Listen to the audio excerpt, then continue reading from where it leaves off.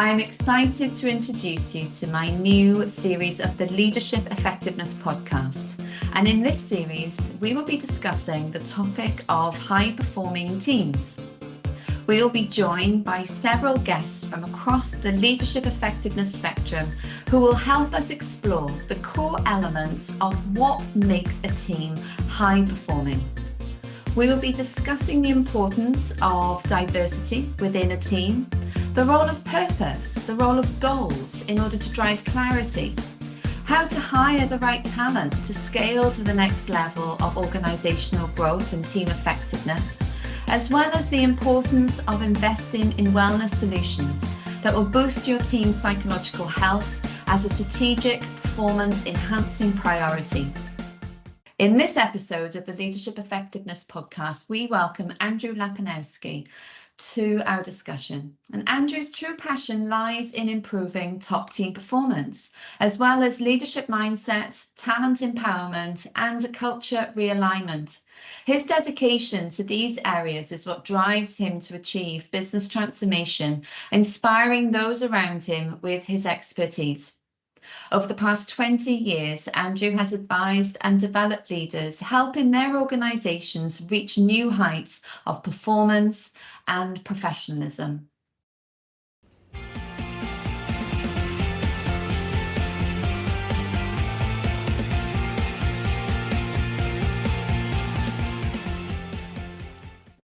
Andrew, thank you very much for finding the time. It is a pleasure to have you join us for the Leadership Effectiveness podcast. Welcome.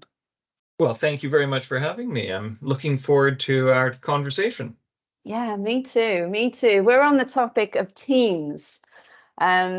What makes an effective team? What makes a high-performing team? Why do we need teams? So we're going to dive into that and really get under the skin. And I'm looking forward to getting your perspective and sharing your expert views, your experiences with our listeners.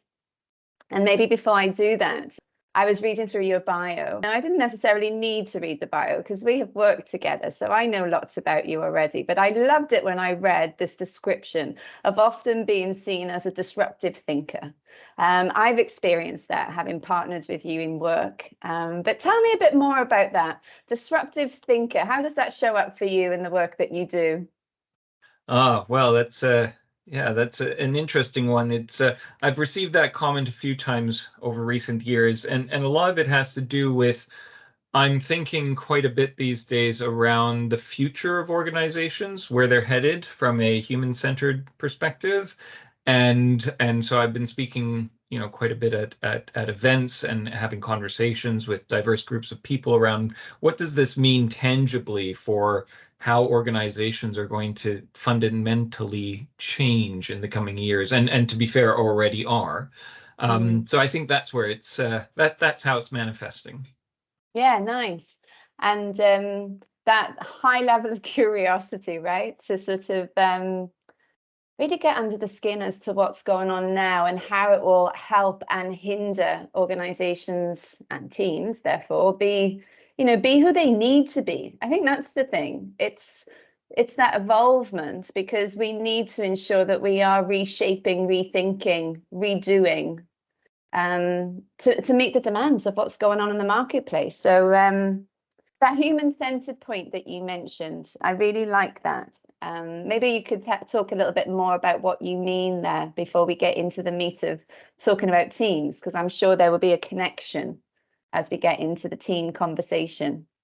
Oh, sure, I'd be happy to. I mean, I think there's a lot of stuff out there, right? In our line of work and in business in general, I find that there's a lot of narratives and a lot of language, a lot of concepts and tools that are not always focused necessarily around really having an impact. Of course, impact are terms that we talk about all the time, but I think that they're not always working towards that. What is the benefit that this creates for an organization, for society, for the planet, etc. And I think the human-centered piece is my way of trying to capture the idea that organizations are going through a transition of structure, of operation, of purpose, of intent. That is fundamentally reshaping them. And most organizations are not ready for this. I think there's an increasing awareness at the executive team that this is necessary. So I find myself when I share this narrative with executive teams or people really at all levels, I don't get a lot of questions. I get just more of a recognition that, yes, that's absolutely the case. How do we do it? Yeah. And so I think for me, things like human-centered, things like mindset, these are common terms that are in some respects overused because they're not necessarily focused on the intent and the impact that they're meant to have. And that's what I find exciting, is that these things, if they are tackled consciously and purposefully, they're actually going to make real change in the way not just our business world operates, but societies. I think that's incredibly powerful. And I talked recently to a leadership team around a very similar point. Sometimes we can get into our world, we can be on the treadmill, we're, busy, but we're not taking a pause and really thinking about how it is that our work affects beyond the annual results, beyond the monthly KPIs, whatever it might be. So the so what of what it is that we're doing, and the impact that we can have. I mean, it kind of talks to us being far more purposeful in how we approach our work and why we're doing what we're doing, but possibly a different topic in terms of our purpose. But I really like the way that you're bringing that connection to executive teams, because I think for me, the way you described it, it makes it real. It's all well and good knowing that we need to transform ourselves as an organization, but it makes it real thinking about the human-centric element to it. Yes, absolutely. And I think it really also for executive teams, so thinking about, these top teams or senior teams that lead our organizations, ironically, the future of, this human-centered future means that the very nature of organizational hierarchy and structure is falling away to a large extent. But ironically, therefore, it has to start with the executive team because those are the structures we're currently in. And so you need to begin with them if you're going to change everything about them and about the organizations that they run. So I think it is a big question for these teams. And that's where I always find myself starting with these senior teams, is it almost starts to answer the question why they need to be there in the first place. Because most of them, in my experience anyways, aren't sure. Mm-hmm. Yeah. Well, they've earned their badge, rightly so, with fantastic experience and well-earned performance.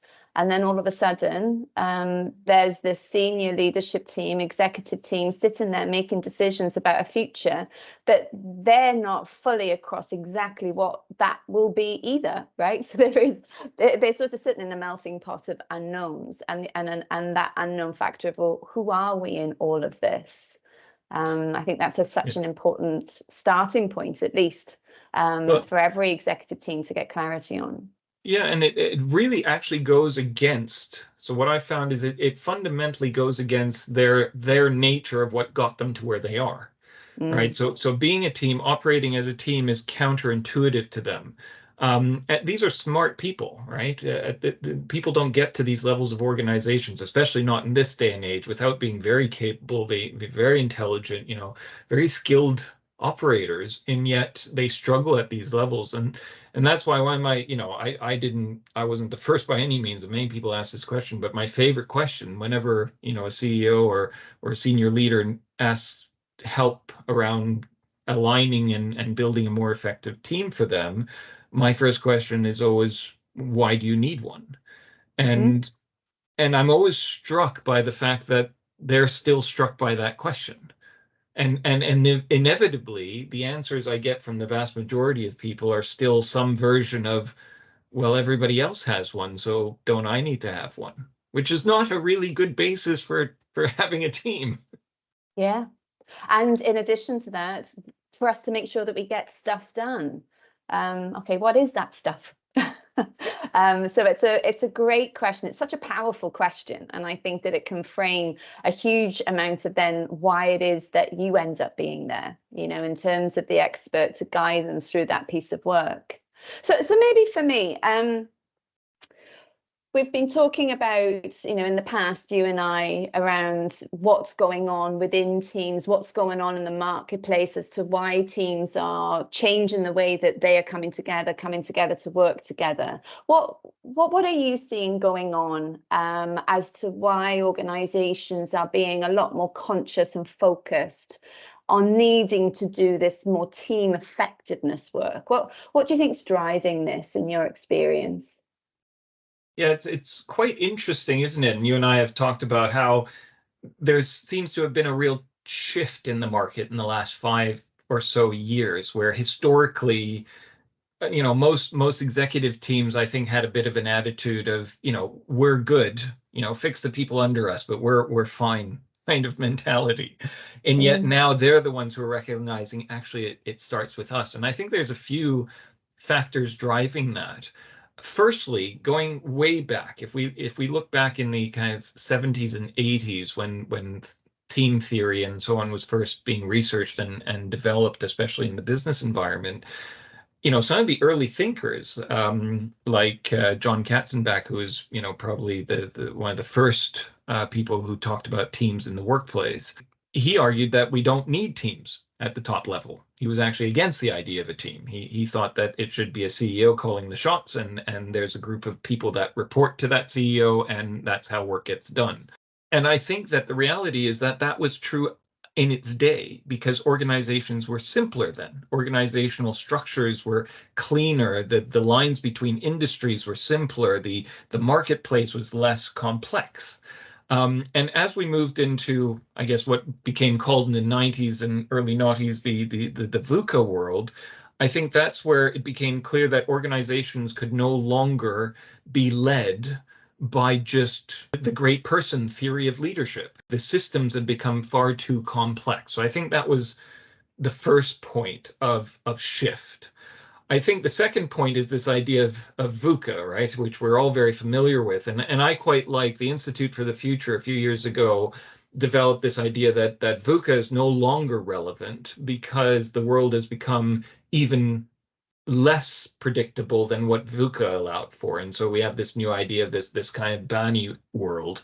And I think in that kind of environment where things are brittle, where things are incomprehensible, etc., you need to be able to use the collective minds of leaders at senior levels to deal with that complexity. So I think the reason ultimately comes from obviously the complexity of our businesses evolving, the complexity of our environment evolving, and ultimately in the last few years, triggered to a certain extent, or at least not triggered, forgive me, kind of apexed by COVID, is the fact that leadership and people is the only thing left to change. Companies can all kind of fight over the same tech. All they have left as their differentiator is their talent. And they've known this for years, but now they actually have to solve it. Yes. Talent is the differentiator. Love that tagline. Firmly believe in it, as you know. And then that part that you mentioned around the collective minds, it's got me thinking then around the behavioral shift in some respects that you and I would see teams needing to do. So the collective minds, the collective success. I'm curious, is that something that you would agree with from the perspective of what teams need to do now in order to find themselves in a more effective situation and the way of which they work together? Yes, absolutely. But I think I would qualify it maybe because I think when we talk about teams, a lot of the thinking often goes to how they are working together, as in the dynamics between the people in the teams. And that's important, right? That's critical. But I think it's a little bit more of a meta level thing going on now. So if we look at this, in the psychology world, we talk about the idea of shared reality. Noah Harari kind of articulated in his famous books as shared fictions. I think in a way, this is what executive teams now are responsible for to a large extent, is aligning around a shared reality of what the organization system is and operates within, and then being able to hold themselves mutually accountable for those shared kind of deliverables and objectives. That's where I often find teams get hung up. So there's a number of elements that I think team experts have been talking about for a while around purpose and around trust and so on. But I think we sometimes get hung up in the idea of it's all about the people working together well as the primary issue, when actually that tends to come more naturally once people have a reason to work together. Yeah, their hook. I really like that way of flipping it. The reason as to why we're here, let's get clear on that, let's get aligned on that, let's get energized around that.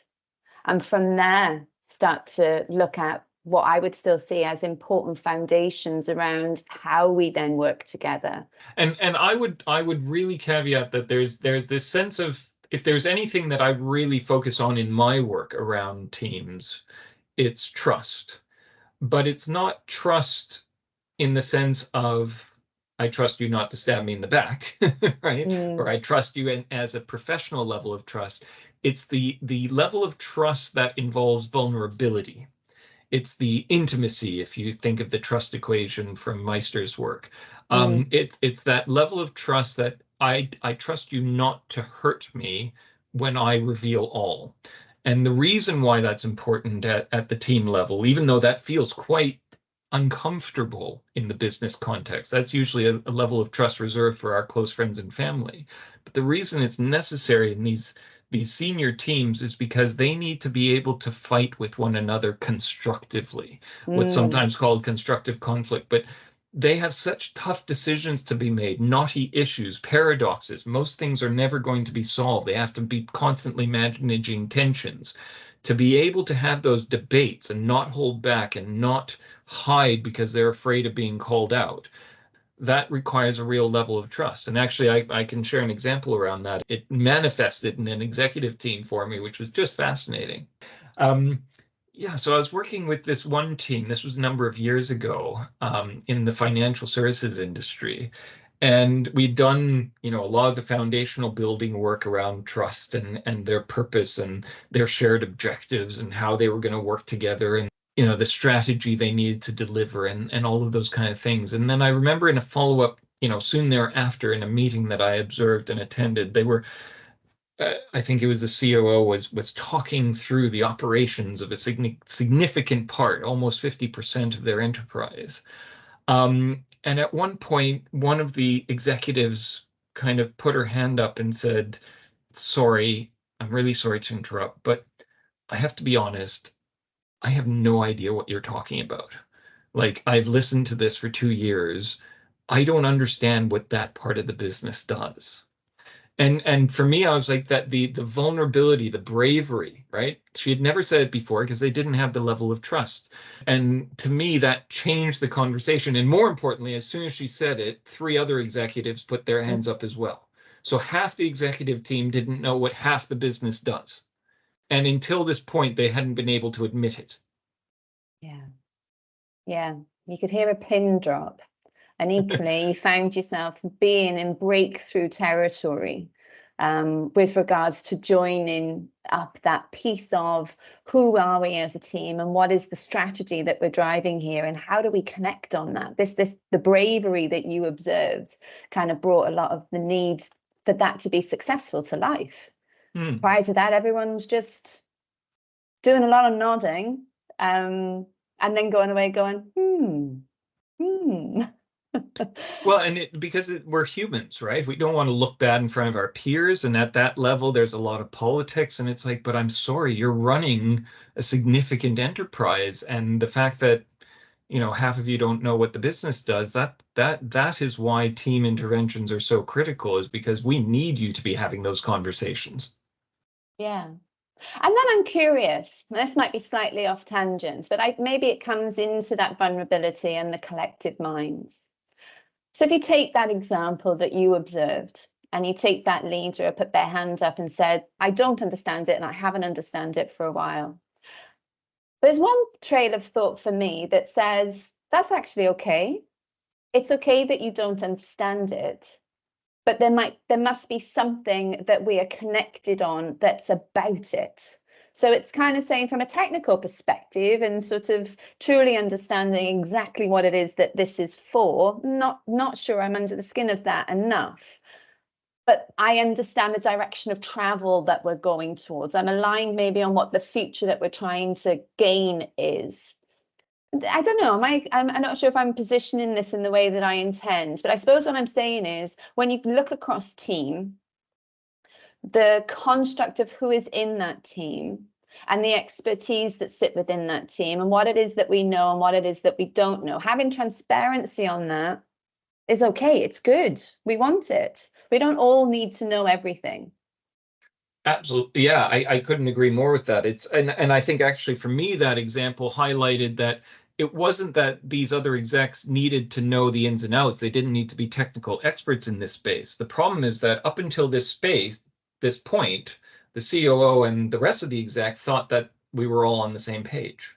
Right. So that's the risk. So I think that actually calling out, I don't know, meant that we could now have a conversation of, well, let's help us all get on the same page. Let's talk about what you don't understand and clarify and create alignment. And that's what they did. And it transformed, actually, it had a big effect on their strategy. But that was the point, that up until this point, they had just been pretending they were all on the same page. Yeah. And I love that you just said it then had a big effect on their strategy, because it sounds as though up until that point wasn't the right strategy if you didn't have the collective minds all across it and contributing to it, not just nodding to those that had maybe created it. That's right. And it speaks to, and this is one of the things, again, that I find that a lot of execs in particular find quite disorienting when it's first kind of brought to their attention. But it's the question of what is your primary role, right? And the research out there says that high functioning executive or senior leadership teams, and when I'm separating the two because some the top of the organization, the exec, others are kind of maybe departmental teams, etc. But intact teams that need to not just come together occasionally for projects, but they run significant operations. Those kind of intact teams, I think they're often stuck with this question, going back to what we talked about earlier, of knowing why I'm here. You have to remember that, as you and I have talked about before, and, we find in our own work, these people got to this level by being very fiercely independent, to a certain degree competitive, running their own, managing themselves to high standards, running their teams to high standards, running their departments to high standards, etc. And suddenly they're like independent or individual racehorses, stallions that have been competing against one another, and suddenly they are lashed together and told to pull in the same direction. Their entire career has not prepared them for this. They tend to default to going, well, yes, I'm the CFO. I sit on the executive team, so my job is to run the finance department. And actually, my challenge to that and the research around high-performing teams says, no, your job, your primary responsibility is to be a member of the executive. Your secondary responsibility is to run the finance function. And the reason for that is because, yes, you're in charge of the finance function, but there's a whole function behind you to pick up the slack. Whereas the executive is the only body that is making enterprise level decisions. So if you don't take that seriously, there's nobody else picking up that slack. Yeah. It's not going to be done, therefore. And we plateau. And we often see that, don't we? We often see that happen with organizations, and when that plateau kicks into gear, it's no longer got the energy. You can see it's not being disruptive. You can see it might not be making moves, and when it does become disruptive and it does start to make moves, there isn't alignment. And so it just becomes very fragmented. I think that is a critical point that you've just brought into the conversation. And I think one that all leaders listening to this podcast can sit and reflect on, like really sit and reflect on that. Because it becomes that transition point of what makes them effective in their executive career versus, and back to that point on phrases from elsewhere, but what's got you here isn't going to get you there. as an individual leader and as a team. Indeed. And I remember actually one leader in an academic context I was working with a year ago.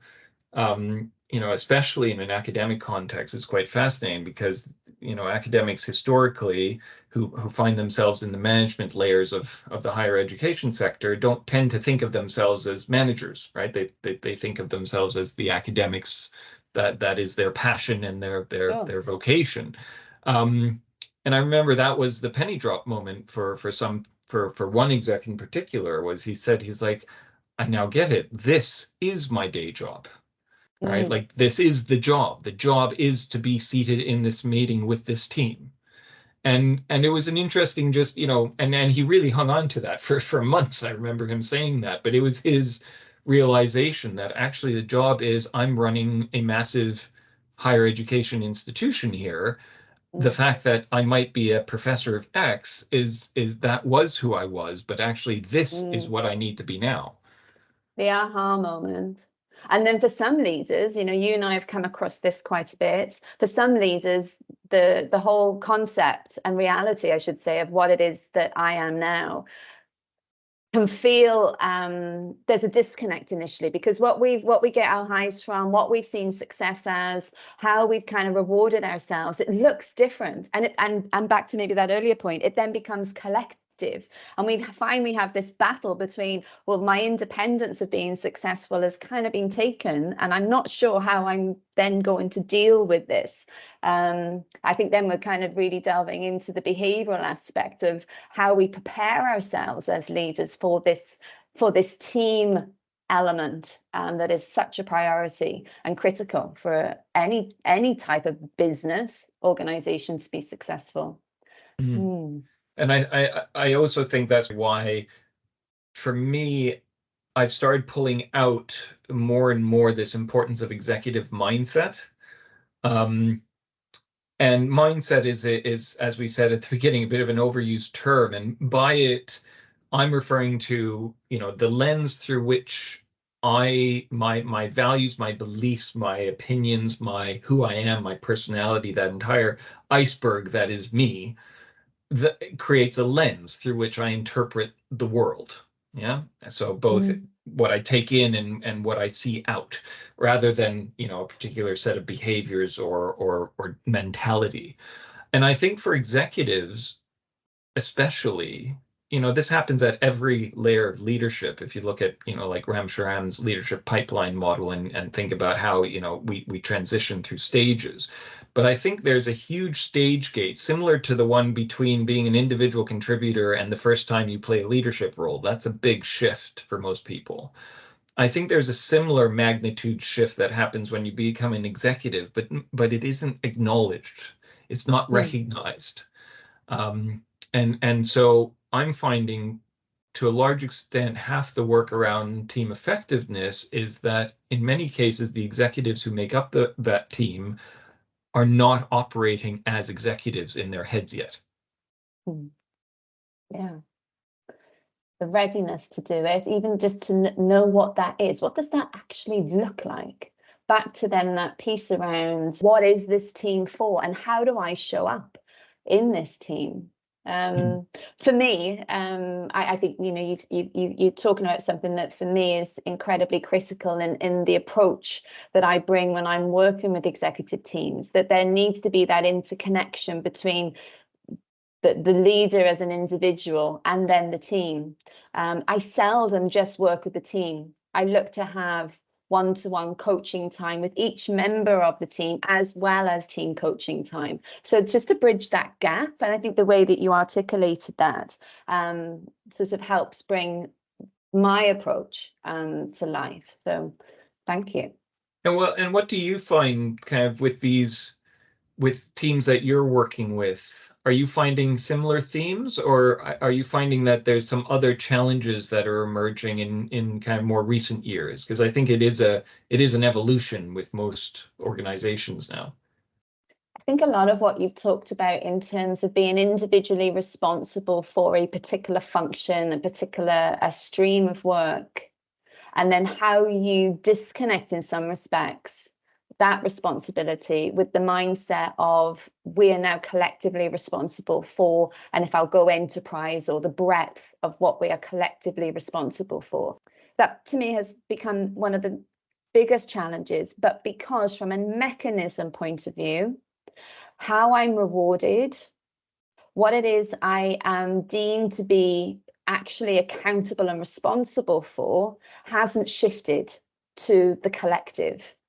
So now we're going into more of the sort of organizational mechanics of how we actually bring this to life in its true sense. So it's the shift from us being aligned in a commitment space to there's actual reward and clear accountabilities for this being the way that we work as a team.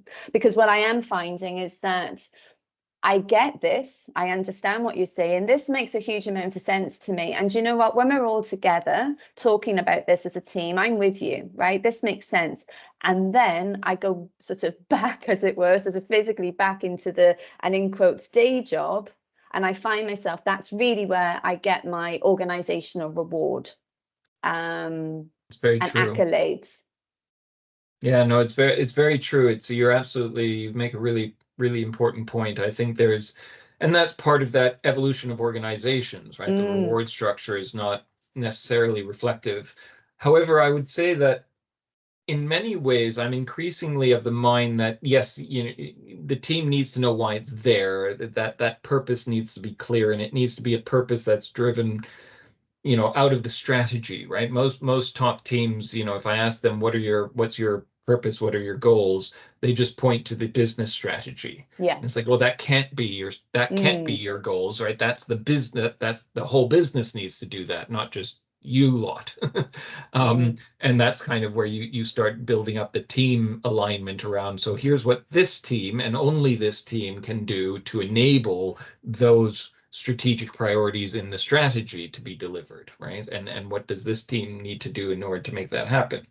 But I think increasingly I'm of the mind that there's an element around shared accountability that I'm always seeking to address, but I'm only now becoming more conscious of how weak most environments are for enabling that, and how poor most of us are at actually being clear on that.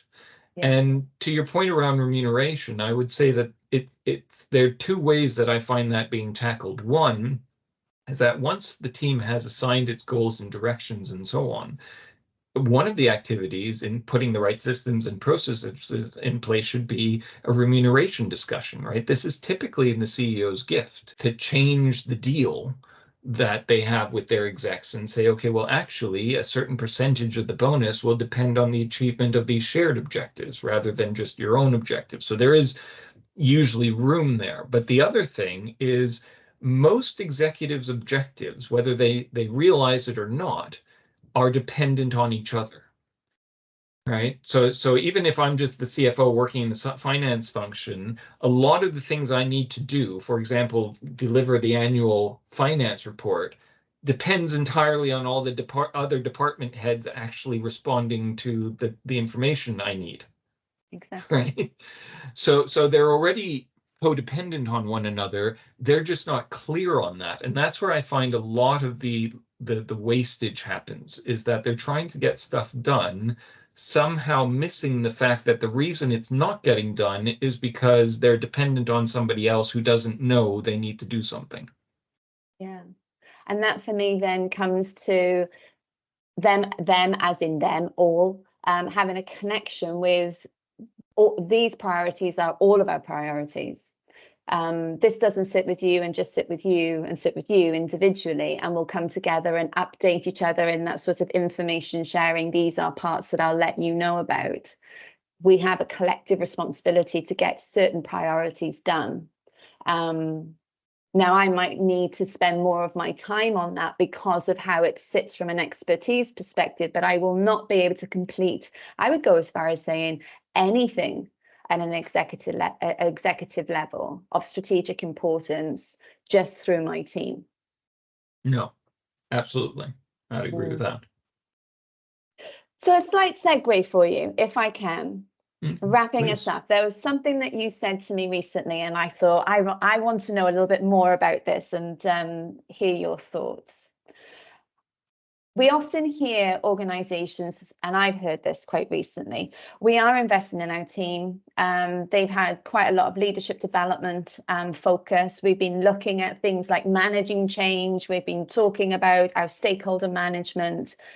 They still have a problem, right? They're still finding that their team aren't, to all of our discussion, working as a team.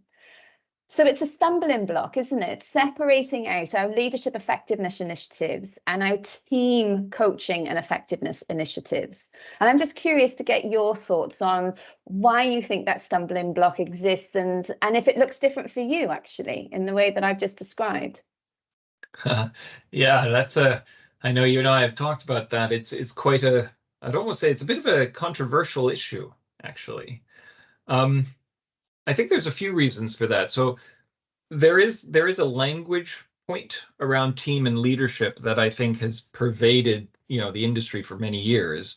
And so there's a few assumptions that are made, which is that a team is always better than an individual, which is not true, right? Humans don't necessarily work well together unless they need to. And so putting people together and saying you're a team tends to actually waste time and energy and reduce productivity.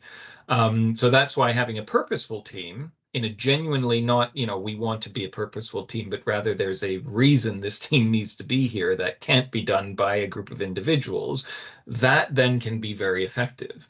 But otherwise, you should, the question I answered earlier, why do you need a team? The answer can be, I don't. Right. And often, sometimes it requires bravery to say, actually, we just need to be a working group, a collection of individuals who don't have shared accountabilities and report to the same person. Now, that's, as I say, not common at the top layers anymore because of the complexity of business, but we need to stay conscious of that option being real, not just that's the wrong answer. Right.